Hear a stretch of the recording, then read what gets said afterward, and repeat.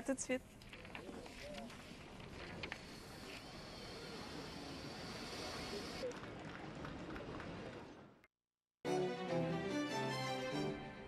Alors, Marc-André, demain, jour de l'Halloween, les gens de Winnipeg vont avoir droit à tout un spectacle, assez angoissant d'ailleurs, j'imagine. Ils vont en avoir, c'est pour les amateurs de sensations fortes. Oui, écoutez, Dean Gunnarsson, ceux qui ne le connaissent pas, c'est pas un magicien, c'est pas un illusionniste. Il se décrit lui-même comme un artiste de l'évasion.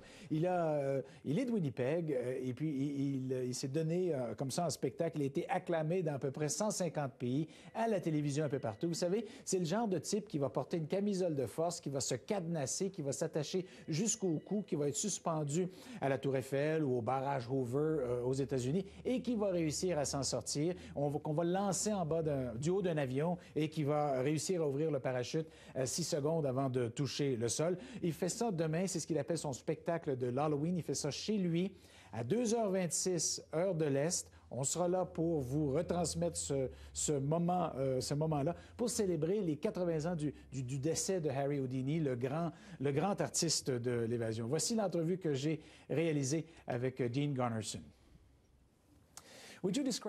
Est-ce que vous pourriez nous décrire ce que vous avez prévu? Réponse.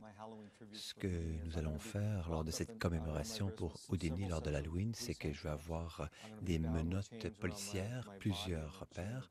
Ensuite, mon corps va être entouré de chaînes et le cadenas autour de mon cou. Je vais être à l'intérieur d'un cadre, comme un genre de cercueil, avec un cadre de métal et la carapace est de plexiglas. Ça va être rempli de 2 tonnes de béton fluide.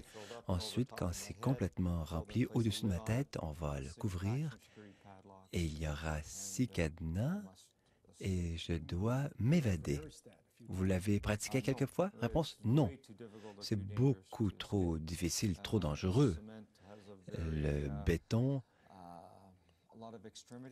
a toutes sortes de difficultés, c'est très lourd, il y a beaucoup de pression, il est très difficile de travailler avec le béton à cet état-là. Et c'est aussi très acide et ça peut causer des lésions par brûlure de 3e degré sur la peau. Donc, parlez avec quelqu'un qui est dans la construction. Question. Donc, vous avez un plan. Il faut quand même avoir un plan pour s'évader. Réponse. Oui, dans mon petit cerveau, j'ai un plan. Mais écoutez, j'ai les composantes que j'ai travaillées, mais c'est un peu comme un match de hockey ou de football. Vous ne savez pas si tout va s'intégrer. Vous ne savez pas comment cela va s'intégrer une fois que le temps sera venu. Donc, il y a beaucoup d'imprévisibilité, vous savez. Donc, je ne sais pas comment ça va se passer. C'est pourquoi ça va être un défi pour moi comme artiste de l'évasion, comme personne. C'est un défi pour moi. Je veux voir si je suis en mesure de le faire, si je peux réussir le coup. Je ne suis pas un magicien ou un illusionniste. Tout ce que vous voyez est vrai. Les menottes, les cadenas, le béton, tout est vrai. Tout se passe pour la toute première fois. Question. Vous le faites parce que vous êtes un grand amateur de Houdini qui est mort le jour de l'Halloween, n'est-ce pas? Écoutez, c'est lui qui est mon inspiration. Quand j'avais 10 ans, ma mère m'a acheté un livre sur lui et j'ai appris sur lui. Il a fait le tour du monde, il s'est évadé de situations totalement impossibles. Donc, très jeune, comme certaines personnes pourraient être inspirées par le Canadien de Montréal et vouloir être un joueur de hockey ou être un pompier ou un journaliste en ondes. Moi, j'ai voulu être un spécialiste de l'évasion. Donc, avec mes amis, j'ai commencé à me pratiquer et j'ai progressé, vous savez, de fil en aiguille. J'ai fait le tour du monde avec toutes ces, comment dire, tous ces épisodes, si vous le voulez, tous ces épisodes d'évasion. Question, mais vous me semblez tout à fait normal. Comment expliquer votre aventure? Parce que vous avez effleuré la mort ici, n'est-ce pas, à Winnipeg? Réponse, écoutez, je suis né ici, ma carrière a débuté ici, et c'est pourquoi c'est merveilleux de revenir à mes racines, à mes origines et de faire cette commémoration d'Halloween envers Harry Houdini, qui est mort en 1926, il y a 80 ans. Écoutez, moi, j'ai une vie très saine, je ne fume pas, je ne consomme pas de stupéfiants, mais vous savez, je suis toujours intéressé par les limites, par l'endurance. Je ne sais pas si je vais réussir, je ne sais pas si je vais échouer demain. Manifestement, je veux réussir, je veux que tout fonctionne bien, je ne veux pas me blesser, je ne veux pas mourir. Mais si je n'essaie pas, je n'aurais jamais pu savoir si j'aurais pu réussir le coup. Je ne veux pas être dans une maison de retraite un jour et être bourré de regrets. Alors voilà ce dont il s'agit dans la vie, c'est tenter des choses nouvelles, de penser à l'extérieur du connu, élargir ses horizons, que ce soit de rencontrer quelqu'un de nouveau dans la rue, leur dire bonjour, ou postuler à un emploi que vous avez toujours voulu essayer. Vous savez, ou parler devant une foule. C'est très facile de rester un peu pris dans ses habitudes.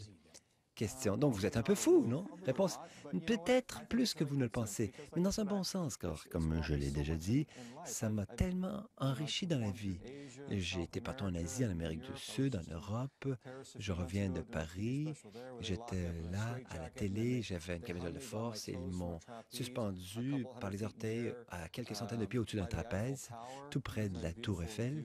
J'ai vu Paris d'en haut. C'était merveilleux. Je l'aurais jamais vu si j'avais pas reçu ce livre-là à 10 ans, vous savez, c'est vraiment incroyable. Ça a été une vie trépidante. C'est vrai qu'il y a des dangers. J'ai été blessé à de nombreuses reprises. Je pense qu'en 83, à l'Halloween, ils m'avaient enchaîné, ils m'ont mis dans un cercueil, ils ont cloué le cercueil et ils m'ont jeté dans la rivière Rouge, glacée à l'époque. J'étais sous l'eau pour près de 4 minutes. Pendant tout ce temps-là, eh bien, il se rendait très lentement compte que les choses avaient mal tourné. Quand ils m'ont sorti, j'étais bleu, j'étais mort. En fait, je ne respirais plus. Et là, devant 10 000 Winnipégois, on m'a réanimé. Et eux ont assisté à cette épreuve. Mais en fait, plutôt que de s'évader d'un cercueil, j'ai échappé à la mort. Donc, je n'aime pas trop refaire l'expérience dans mon imaginaire, mais vous savez, c'est quand même quelque chose qui m'a appris beaucoup sur la vie et comment éviter la panique ou comment ne pas paniquer dans une situation de crise, par exemple. Eh bien, on vous souhaite une bonne fin demain. Merci beaucoup.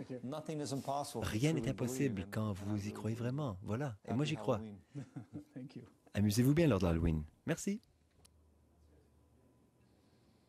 Il n'a jamais pratiqué.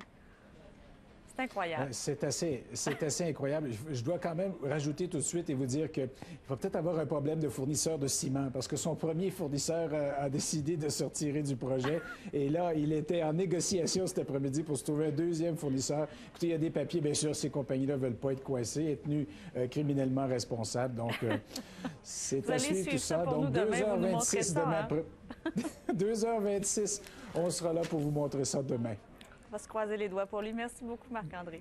D'accord.